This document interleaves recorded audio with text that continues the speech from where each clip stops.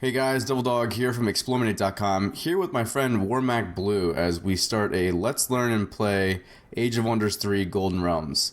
He's going to basically help me figure out the UI, figure out the game settings for the first episode, and then we're going to launch into a full Let's Play to kind of figure out how to play the game since he's a bit of a veteran, and he's going to show me everything he can. So welcome to the show, Warmacblu.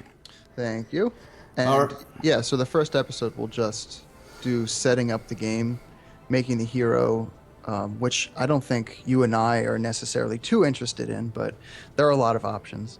Looking at the UI, and then we're not even gonna start a turn. So if you're not interested in that stuff, or if you already know about it, just skip to the next episode whenever it's out. All right, now that we get that disclaimer out of the way, let's go ahead and start. So I'm at the random map setup, and I'm looking at basically the player configuration, the difficulty, map size, and all that. Okay. So lead us through. What would be a good start for a beginner? Let's do 4 players. Okay, so leaving it as default. Difficulty, remember that we can change individually. Right, so you can leave that at night or anything, but you'll be able to change the AIs specifically Right. later on. Size, we'll do. Let's do a small. Is that what we did? I can't remember. Let's do a small.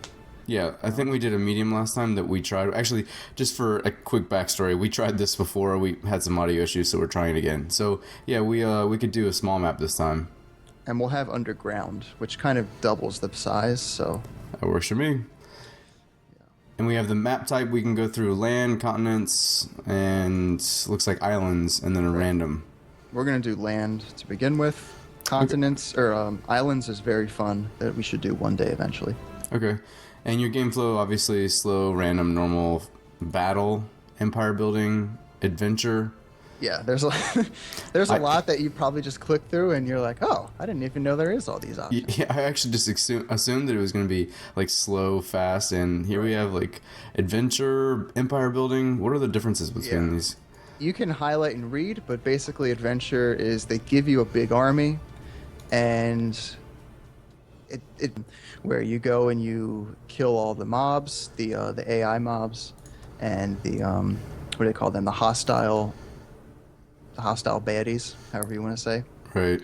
and get gear and level up, and you don't have to worry so much about empire management. And the other one, empire management, is probably the opposite. You know, it's really focused on empire management. So we could try those out another day, but for now we should just do, A normal game. yeah. All right. So we'll click advanced from there, and we have the normal setup that we just had. The lower left, I'm going to check underground and make sure that surface is checked. All right. And then our game flow, it has a bunch of different things, as you know, starting town all the way down to treasure structures. So we just leave those at average or medium. I always leave them on average. Okay. And geography, we have a bunch of different sliders for the different types of biomes. Right. And I remember we brought blighted and volcanic down to about 25% last game. Yep. That's I found that to be the most enjoyable. A lot of the races do not like blighted and volcanic, and it makes them unhappy, and happiness does play a very big role, especially the halfling race. Okay. And then seals is a new tab here, and it's from the Golden Realms expansion. And you were explaining to me it's like the King of the Hill with the 4X game, but we're gonna leave it off for this time, right? Yep, it completely changes the game. It makes it less on. It makes the game focused just in the middle of the map. Usually that's where the seals are placed, in the middle of the map. And I don't even know if you play with an underground map, if some of them are underground or some of them are above ground. Who knows? Yeah, that's We could try it out one day, but it completely changes the game. And some people really like it. Some people don't like it as much. I haven't fooled around with it that much. So for now, we'll just keep it off. all right. Sounds good. I'll hit next, and we are met with the map setup with the different leaders. I can choose to have the AI as a knight, and then we wanted one as an AI lord too, right? Yeah. I'm playing a game right now. I wanted to try out the halfling race, and I put 3 AI knights, and I'm not really struggling. So I think knight might be too easy for me. Gotcha. Um, Next game I play, I'll raise it up to lord. We'll see.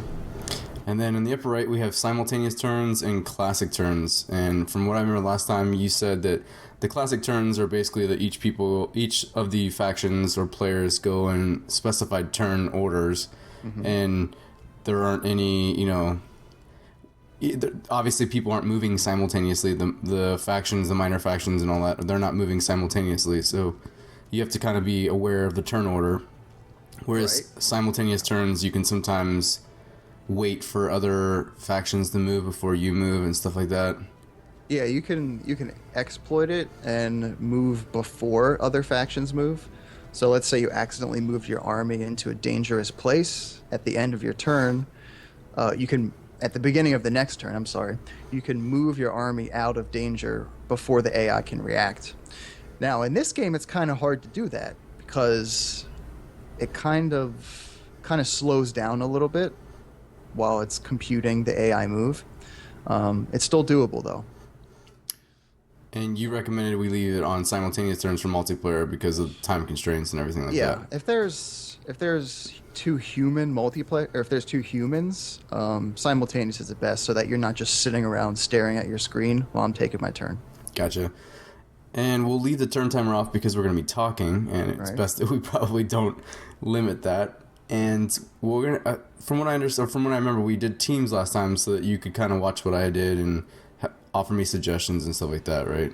Yeah, and I think this is actually why we could see the AI. Usually, it's like every other 4X game. You don't know who your opponents are, but if you put them on teams, I think it's automatically revealed at the beginning of the game. Okay, so should we maybe leave it off and then ally together, or should we leave it on and just deal with Oh, that? you know what? Yeah, let's leave it off. That's a good idea. I forgot that we can just accept each other's proposals. Yeah, Okay. leave it off. We're gonna first peace because everyone starts off in kind of like the Cold War, similar to Endless Legend. Right. We're gonna have peace, and then we'll form an alliance, and that'll let us see each other's territories. Okay, sounds good. And we've got a leader selection, which is customized humans, and that's probably what we want to do. Yeah. We can actually leave it to random, which I might do in the future. And then Yeah. tactical mode, always ask, always auto combat, always ask between humans, and manual combat between humans. Always ask is good. Okay. And we'll hit the advanced rules from here. And we now have game speed, which we've talked about. But it's different here. So you can go from very fast to slowest. And as you mouse over, you can see what changes all of that. Right. Keep it on normal. I haven't really played with that too much. Some people like to set it to slow just to draw out the beginning, and that can be fun, especially if you like a slower paced game. Right.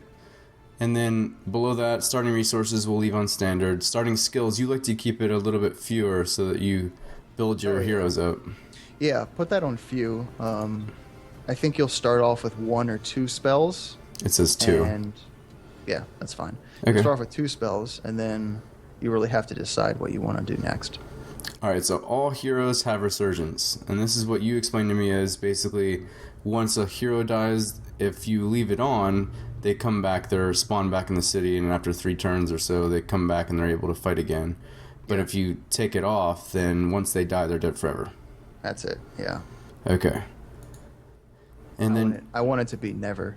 yeah, it's on never. Okay. I'll apply it in here just a minute. And then we have defender strength, so normal, strong, very strong. I'm just going to leave it at normal. Right. And observe manual combat, and we've chosen to take always so that we can see each other's combat and stuff like that. Right. Let me talk real quick about defender strength. Okay. It'll take 2 seconds, but basically there's they're definitely AI, but they don't attack you. The stacks that are on top of the special sites. So like mana nodes or gold mines. Usually there's a stack of enemies who are on it, and if you put defender strength higher, then there's more enemies. That can also that has a very drastic effect on the pace of the game because you won't be able to take those right away. Right. So you won't be able to get resources as fast, and that also slows down the game a lot. Understood.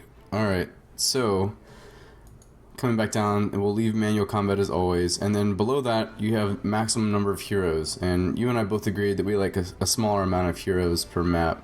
So we're going to leave that at 2. Right. And then maximum hero level, we're going to leave at 10, especially considering we're playing a smaller map and maybe even a shorter Let's Play too. Yeah, lower it down. I think a level 10 hero is about the same strength as a tier 3 or 4, depending on the class. Okay, cool. Yeah. So you're never really... That leaves, obviously, to, like, in maybe a larger game, when it comes to late game, you don't have heroes that are just so super powered that, it's kind of unfair, really. Right. Yeah, Okay. the leaders if you lower the level and the number, you kind of build your heroes. You get to choose, you'll see, but you get to choose skill points for each hero. And a lot of the skills you'll want to choose revolve around giving bonuses to your army. So if the hero is the leader of a stack, let's say you choose the skill that gives all units within that stack 40% lightning resistance.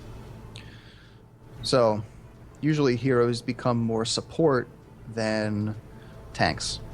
Cool. I like that idea. All right, so in the upper right, we have map exploration, which we're going to leave checked on because we don't want the map revealed immediately from the get-go. Yeah. And then city founding, which we are allowed to found new cities, but you can turn that off and basically have to take each city, right? Right, so I'm playing a game right now as the Halflings, and I have city founding turned on, but I actually haven't founded any cities. What I've done is I've met the minor races, and I've done quests for them, and they've given me their cities.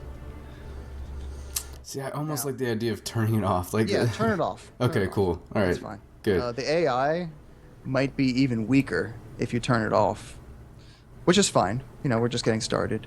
Sounds good. But the AI is very strong if you turn on city founding, because they will build cities. They might not spam. I don't think they'll spam cities, because if cities are too close, then there's a penalty to growth. Okay. So they won't spam cities, but they will build more cities than a human. They focus on city building. Gotcha. All right, so the next is random heroes match player race, which we've selected on because we like the idea of the random people showing up to join our forces being the same race as us, or any city that has a different race, they'll show up as another race too, right? Yeah, real quick about that. If you start off as halflings and you capture a human city, the hero pool, heroes will join you. They'll be either halfling or human, because technically you control a human race. Now, when we get into the game, I'm gonna play this game a bit differently than I always have. I'm gonna play evil, and what you can do is when you capture a city, you can migrate your halflings over to the new city, so that you'll keep all of your cities the same race. Now this, I don't think has any benefit whatsoever unless you really like the race you're playing, because if you're halflings and you capture a orc city, you're going to want the orc powerful units. Right. So maybe it's just to keep a little bit of consistency, or if you're trying to role play, if you just want to play a halfling army and race, which is what I'm going to try and do. See, I think maybe it's, for me, it's more of role playing or an immersion factor. It's just strange to me if you have, you're playing as the orcs and you do have a human hero showing up trying to fight for you. Just right. So the way they handled it in the old games is if you captured a city that is a different race, you can still build units from it, and you can still, you can still have control of that other race. However, they are going to be very resistant. Right. In this game, there's not really any resistance or overthrowing factor. You know, you don't really have to manage that. Well, in light of that, we'll leave that on so that at least some of it is a bit consistent. And then force high speed tactical combat, it's off, and that's probably where we want to leave it, right? Mm-hmm. And that's just a result because it says here all combat will take place at high speed, which we'd probably prefer not to do. And then Empire Quest we're leaving on because that's an addition with Golden Realms, and it's pretty cool. So Yeah, we'll talk about that when we talk about the UI in this episode. So sounds good. All right, so I'm gonna go ahead and apply and launch the game.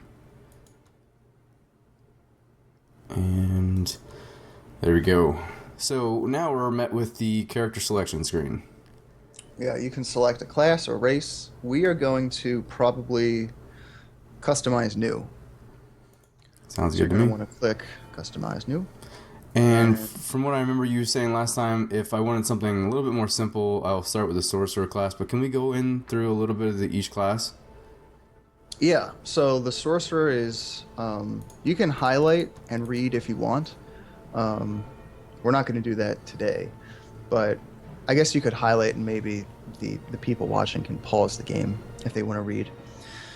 Sorcerer, he casts spells and summons up summons. The summons are very powerful. There's one summon, I'm trying to remember the name, but basically he summons up a summon that's called, I think, a Phantom Warrior, and it has 60% physical reduction damage, Right. and that's very powerful in the early game. So I've played Rogue, Sorcerer. I haven't really played all of the classes. Rogue, Sorcerer, and Theocrat is what I've played. And I've had the easiest time with the Sorcerer, especially because you get spells that you can cast out of combat. So for example, if you see an army stack on the world map, you can cast a spell that damages the entire army for maybe 25 damage. And then you can go into combat, so you can imagine the potential there to have an upper hand. Yep.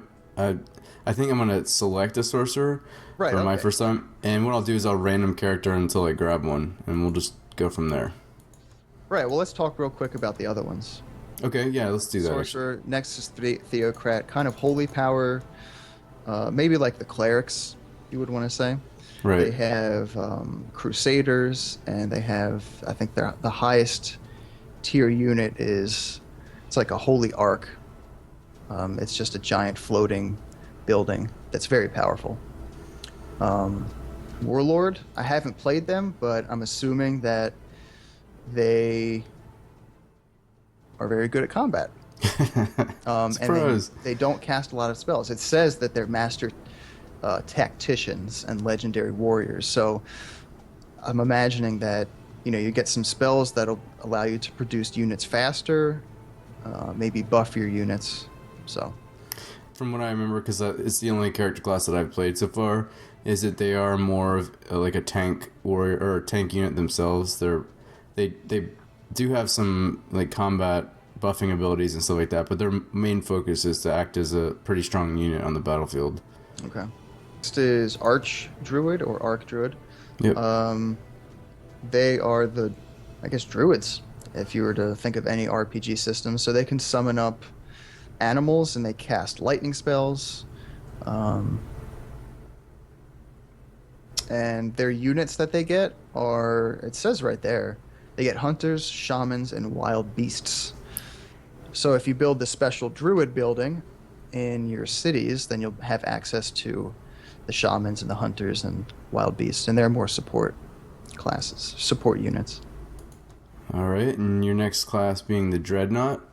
Yeah, they are mechanical focused, so they produce, or they have the option to produce units, go with gunpowder units or musketeers, for example, flame tanks. They have abilities that you can repair your machines. And that's it. Pretty neat class, in my opinion. And I think last is the Rogue. Yes, Rogue I don't like very much. Maybe it's because I haven't played enough of it, but they do get the units they get are assassins and scoundrels and succubi, so they get kind of not necessarily stealthy, but support units, and sometimes they get good flanking abilities. They also get a lot of world spells that debuff enemy cities. So they'll incite a revolution. So they'll make the city unhappy, for example. And they can cast poison spells and stuff like that, or blight. They call it blight in this game. All right, so like I said, I'm gonna hit random character again and over again until I got a human. So I'm a male human. That's probably pretty generic, but we'll let it slide. Yeah. So over here, now that I've rolled a human sorcerer, I'm looking at specializations. Now, can we go through those real quick? Yeah. So you want to exit out of everything. Gotcha. Adept of Air, pretty self-explanatory. The first four are let you cast air spells, earth spells, fire spells, or water spells. Creation and Destruction Adept, you get skills, good or bad skills. I never take these, but this time I am going to take Destruction Adept. And you have Expander and Explorer. Expander gives you options to expand faster, so they'll say maybe cities, there'll be an empire upgrade that you can research that lets your cities grow 10% faster, for example. Gotcha. Explorer you'll gain access to scout units.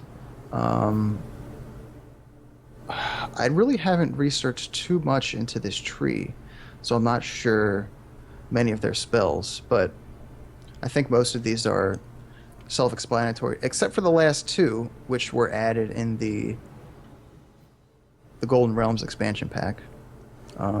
Partisan, it says, is an expert in guerrilla warfare, relying on stealth and small armies. I haven't taken this, so I don't know. It sounds interesting. And Wild Magic, I've done a little bit of this, so some of it, I can't remember the exact spell, but there are spells that'll damage an enemy, but there'll also be a chance for negative effect. So let's say you deal 30 damage, but you might be stunned after that. So it's kind of wild magic. That's why I call it wild magic. Surprise. Unpredictable. All right, so what I'm doing basically what we did last time. I'm going to take Master of Fire by selecting Adept and the next level, which is Master, and then taking Adept of Wild Magic as well. Okay. And what class and race are you playing? I am going to be a human sorcerer. Okay. I randomed a dwarf archdruid. All right. So I'm going to be a dwarf archdruid, and I'm going to take Destruction Adept and Wild Magic Adept and Wild Magic Master. Sounds good to me. So we're going to see how this works. All right. I'm going to... next. All right. So here I'm looking at the look of my character, and I can select all sorts of different appearance options. Or I can, or I can just hit the randomized look button until I like the way it looks. And I think that might be my choice. Yeah, I like to change the scene background usually. How do you do that? It's underneath scene. You can see what scene you want. You can change the posture. That one looks ridiculous. Some of them look ridiculous. This one looks evil, so I'm going to do that one. All right, I'm a fiery guy, so I'm going to be in the volcano. Yeah, you can fool around with that stuff. I'm going to leave my coat of arms the way it is. Actually, I'm going to change it to green. Blue and green.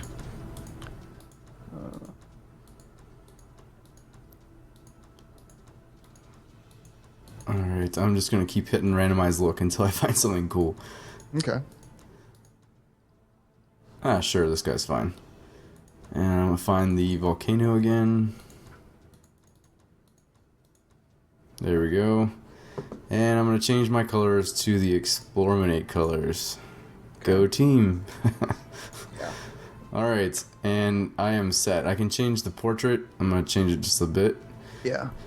And is there any real reason to save his name or change his name, I should say? Well, for example, I'm a male, and the first name was Allie. Yeah, I mean, slightly feminine. it doesn't matter too much, but Right. some people like to make so the last name is Thistlewood, which is good for an archdruid. And I'm just trying to think of an evil first name. Um, I wish there was Is there a random name generator? I don't think there is. No, it doesn't look like it. Actually, every time you're hitting randomized look, I think it changes it. Changes it. Okay. Yeah. I wish there was just a separate random name generator. Yeah, agreed. I always like the name. I'll be okay. Abraxas. I always like that as a mage name. All right. I am Rish Cayenne, the Red. Okay. Save your leader. That means you'll be able to play against it in another game. Sounds good. Yeah. All right, so I'm gonna hit done, and I think that'll launch the game, right? Yeah. After I hit done. Okay.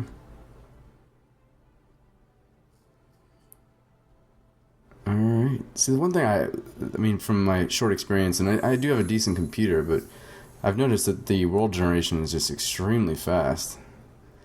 I'm like, no. Yeah, and I do want to mention that the world generation, I might get a lot of flack for this, but I think it might even be better than Endless Legend. Now, I know Endless Legend is very good, and it does create those choke points, which, by having different height. Right. This game does that, except it creates mountain ranges and rivers. And what it does is it doesn't necessarily restrict, so you can't hold off in an area. Units will be able to go over mountains, but I think the base cost for going over a mountain is 16 or something, 16 movement points. So it takes quite a few turns to actually scale a mountain range, unless you're dwarves and you have mountain walking, which will reduce it to 4. However, in the first 2 games of Age of Wonders, mountain passes were, they created avenues and channels that you couldn't trespass at all. Yeah, I was about to say, I remember them being, you weren't able to move through them like you can in this game. Right. Some people like it. Some people hate it. I like it because it makes it seem that you're really never 100% safe. Yeah. You always have to be on your toes. Okay, so did you click the message that came up? I think it was the first. Oh, the first little pop-up? Yeah. Yeah. Okay, so now you're on your... This is the overmap, and you can zoom out all the way, and it'll give you a really nice-looking cloth map. Yep. It is very nice. This is something that I think Elemental probably introduced to the genre, and I really like. Definitely, yeah. And this game does it fairly well. You'll see when you explore more, but it's very good right now. If you hit underground and surface, you can see. Are you underground again? I'm underground. I mean, obviously we can't see each other, but dwarves being underground makes sense. Yeah, it does. So that's good. All right, so now we're looking. I mean, obviously this is the old world screen, and we're looking at a lot of pop-ups or event items and stuff over here on the right. I think I'd like to start kind of like a book. So start at the top left. Okay. And then go right and down. So at the top left, we'll get to that. We'll get to the bottom right last because it'll be the freshest, and that's what we'll start with for the next episode. Sounds good. The top left, there's the overview panel, and you get your quests in the first tab. Empire quests, which we could spend a minute talking about. So you see that one that says Prime Evil? Yep. That's what I want to be going for.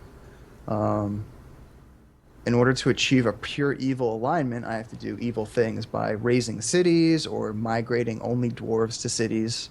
Or if you have a powerful army and you go to a stack of units, AI units, and they say, please don't fight us, we'll run away, you can either choose to fight them or you can choose to let them flee. Now, if you choose to fight them, that's an act of evil. So, anyways, Empire quests are very nice because it gives you gives you another goal to go towards, and you also get a pop-up message when someone else completes one. So it's kind of like a way to keep tabs on AI or other human players. And that's it. I think for you, you are a human sorcerer. Is that what you said? Yep. Sage might be one. Okay. Research a tier 6 skill, and you get 2 secret spells. Secret spells are usually spells that you can't research ever. So they just added a group of secret spells just for this Empire quest. Very cool. So yeah, they're very neat. They don't change the game that much, but they give just another layer of depth, which is always nice. Next tab is cities. From here you can see your happiness. You can see what you're currently producing and how many turns it's going to take. Very cool. And then and usually you never fill this up unless you're playing a very long game. Resources, you can see all the resources. So that's the city. It basically only shows you the cities that you have. You can see gold, mana, and then you have population and production. And then the last one is research. All right. And the next tab is armies. Mm-hmm. Shows you all of your armies. There's a limit to 6 units in each army, which is good. I feel that towards the end game that I've been playing, just to give you an idea of how many units you actually produce in this game, it's definitely more than Endless Legend. By the end of the game, when I was playing against easier computers, I guess, what was I saying I was playing against? Knight? Yeah. They had a maximum of 3 stacks of 6, I would say. Okay. With maybe tier 3 units and below. None of them had tier 4 units. So maybe the Knight AI that we're playing against might have a tier 4 unit. We'll see. All right. All right, Leaders and heroes. Yep. So next tab is leaders and heroes, and I'm guessing that'll just show us our initial leader and then any subsequent heroes we receive. That's correct. All right, and active spells, it's pretty explanatory, self-explanatory. Yep. And there's actually a new system that I don't know if this was in place before and I just never noticed it, but you see that second tab? It has like a spell casting symbol and then a circle around it. Yep. It's next to owner and next to name. That is spell integrity. So what you can do is you can cast a spell on an enemy or your own units or buildings or empire, whatever, and you can boost the spell integrity by using your own mana and your own casting points. And what that'll do is if an opponent tries to disjunct your spell or tries to cancel it out, it'll be harder the more integrous it is. So it's another system where, let's say you're casting Dread Omen, which is a spell that reduces happiness by 500 on an enemy city, and it really makes that spell makes a huge difference because the enemy will constantly fumble when they go to attack you.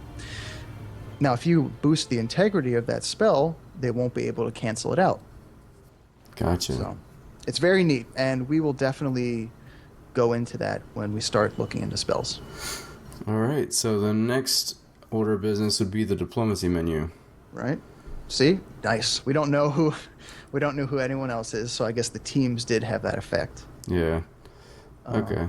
And how, so, I mean, I'll have to find you before I can become allied with you then, right? Oh, I forgot about that. I guess we will. You can tell me, though, where you are. Okay, yeah, we'll have to do it that way. Yeah, you can tell me where you are.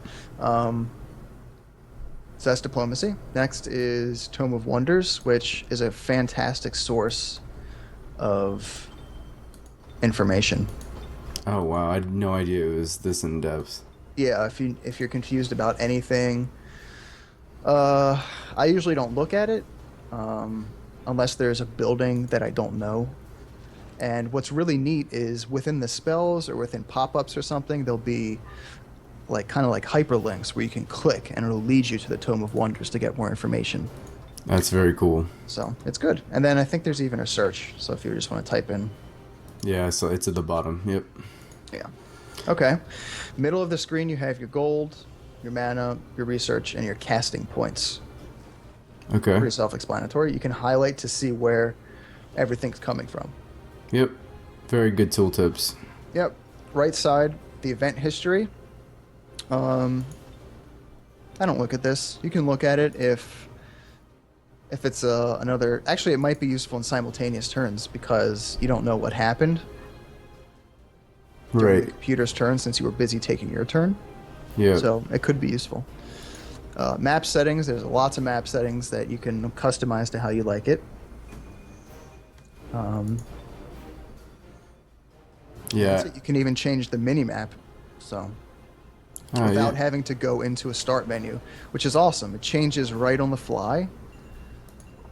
Oh, cool. Yeah, I like that. So... yeah, and you say you leave hex grid on. I'm actually going to leave it off. I like to kind of see the terrain for what it is. Definitely. Yeah. Yeah, the hex grid, I don't know why I like it. I just do. It just looks cool to me. I think I even leave it on in battles. Oh, wow. So, Okay. yeah.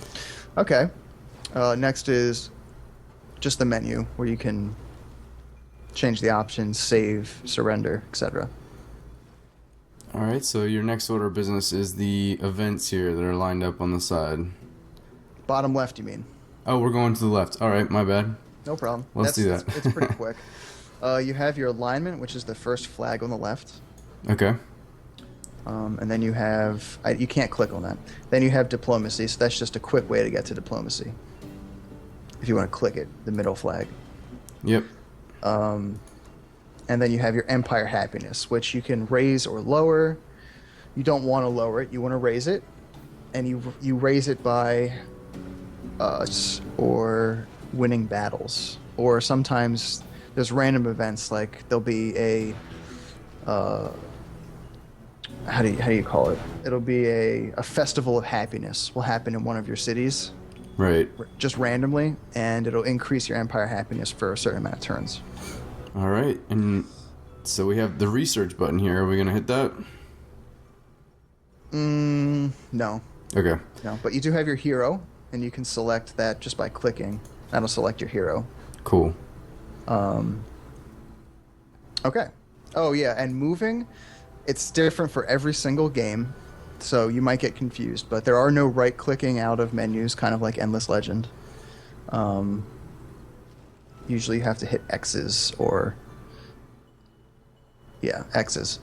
To move a unit, you just select and right-click instead of... I know I think in the old Age of Wonders games, you left-click and then left-click to move again. Yeah, which nowadays, I mean, Worlds of Magic does that, and I hate it. So... yeah, so it's different for every game. Sometimes you have to spend a little time to get used to the game, but very minor.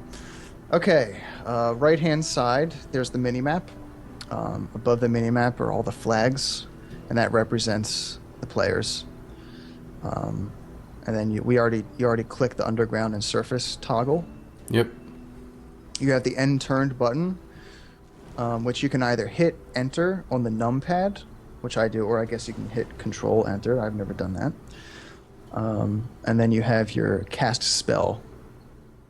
Now, let's actually click cast spell. Okay. And if you notice on the bottom, you have a research tab. You have a global spell, combat spell, and empire upgrades. So the first thing we want to go to is empire upgrades. These are passive spells or abilities that are always there. Okay. Okay. So usually everyone starts off with Disjunction, which it destroys an enemy global spell, or battlefield enchantment. We'll get to those. Those are basically when you enter a battle, if there's an enchantment on the battlefield. So you could take 5 damage every turn because you're fighting on a like a mana node that has some sort of destructive ability. Or the most annoying one is where you're fighting against an AI, and the battlefield enchantment is whenever you kill a unit, they get raised back from the dead as an undead unit. Oh, cool. So you want to disjunct that because that's really annoying to fight. Right. And the next one is going to be different. So what does yours say? My next one is Channeler. It says unit has 5, I think that's spell power, I think. Or Yeah, so spell points. You should have 25 up top. Yep. I only have 20. 5 makes a difference. Most spells cost between, I think, 7 and 20, so 5 can really make a difference. Okay. Mine is Destruction Node Mana Bonus. So it says Destruction Nodes generate an additional +5 mana. So go ahead and click on Combat Spells. Alright, I've got Warp Equipment. That is a... Oh, this is random, by the way. Everyone's assigned a random spell when they start. Oh, cool. So that is a Wild Magic spell. Oh, very cool. What does that say? It says it warps the integrity of equipment at target location. Equipped units and machines within a 2 hex radius around the target suffer -2 defense and -2 damage until end of combat. Okay. So if you notice below the casting cost, you'll see what it says class, and it'll probably say Wild Magic Adept, It does. and it'll say tier. It says tier 1. Okay. So that's where you know that spell came from. That spell came from the fact that you chose Wild Magic Adept. Very cool. I got a tier 2 spell, combat spell, obviously, that gives a friendly unit 50% more damage, critical damage, against units. It's called Killer Instinct. Nice. Okay. Global spells. It's very similar. This is randomly selected for you. I got Summon Lesser Elemental. Wow. Already? Yeah, it's a tier 3 spell, so That's good. That's very good. So you probably can't cast it in one turn. How many casting points does it take? Yeah, it takes 120 casting points and 120 mana. But imagine if you just decide to cast that. You can choose that right now, and it'll, after 120 divided by 25, right? Yep. So about 5 turns, you'll be able to cast it. Okay, and it says it takes 4 turns. Would I be able to maybe start it next turn and it would actually cast when it's ready? What is that? A global spell, right? Yeah. Go ahead and click it. You're just gonna try it out. Yeah, it won't let me even click it. Oh, you can't even click it. Yep. Maybe because the casting points is too high, or the mana cost is too high. Yeah, that's what it says. Not enough mana in red. So once you get enough mana, you'll be able to. Okay, cool. Mine was Fertile Domain.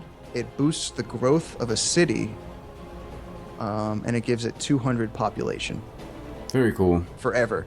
The thing is, I got a strategic spell which stays on forever until someone disjuncts it. So I could cast this, and an enemy could say, "Oh wait, I don't want him to grow so fast," so they could just cancel out my spell. Nice. Yeah. And that's a new thing for Golden Realms, right? Like, from what I remember, the disjunction, or it came with a new patch. No, disjunction was there. Oh, was it? Okay. Yeah, it worked differently though. They've I don't remember that integrity system, but they've changed it since the game's launched. Gotcha. And I don't really know how much because I haven't gone into casting spells except in my last game. I've really gotten into spells because spells are very important in this game. That's the good thing about fantasy games is, you can just make up pretty much whatever you want. So they just make up awesome spells. It's the one thing that I feel is missing from Endless Legend. I really wish there were spells and stuff like that. Right. Okay, and I guess before we end, are we running out soon? We've got about 6 minutes left, so if we can knock out these things over to the right and maybe choose a skill, that'd be cool. Yeah, let's do research tab. Click the research tab. Okay. And, oh, hey, look, I have warp equipment also. Oh, nice. This is all randomly given to you except for the top left, the one next to it, and the one below it. Those are always the same depending on your class. Okay. So the one top left is always basic seafaring for everyone. And you see if you highlight it, it says at the bottom, it says class avatar. Right. That means any hero. Gotcha. So everyone can get that. Now to the right is always your increasing casting points and mana capacity. So for me, it's druidry. For you, it's sorcery, maybe? Yep. Okay, sorcery. So it's the same for everyone. And below it is always the class special. So for me, mine is I can summon a wild creature, a random animal into the world. Yours is Summon Wisp. Summon Wisp. Those are good for scouting, by the way. Very good. And then everything else is random. But you can see, before you even highlight anything, you can see there's like an eye, which symbolizes 1. So that'll show the tier. Okay. So you can get a big overview about... We'll probably all have tier 1 spells, except I have 1 tier 2 spell. So I have 4 tier 1, 1 tier 2, and 2 tier 3. Very nice. Very nice. So you can also see behind the spell there's either a column, it looks like a building over it, and that's a Empire upgrade. So those are always with you when you research it. That's it. You see what I'm talking about? No, I'm looking at... So if you look at sorcery, Yep. see behind the spell, it looks like a... Okay, yeah. I see the like a building shape. Yep. Yeah. If there is a blue, if it's blue and it kind of sparkles out, Yeah. that's a strategic spell. Okay. And if it's red and it has swords going into it, that's a combat spell. Oh, very cool. I didn't know that. So you can kind of get a big overview. Now, however, it's random to a degree. If you research a combat spell, you're going to get a random combat spell. Okay. If you research an Empire upgrade, you're going to get a random Empire upgrade. So... Alright, I think I'm going to take Summon Wisp just to help me scout out. that's probably a good idea. For me, let's see.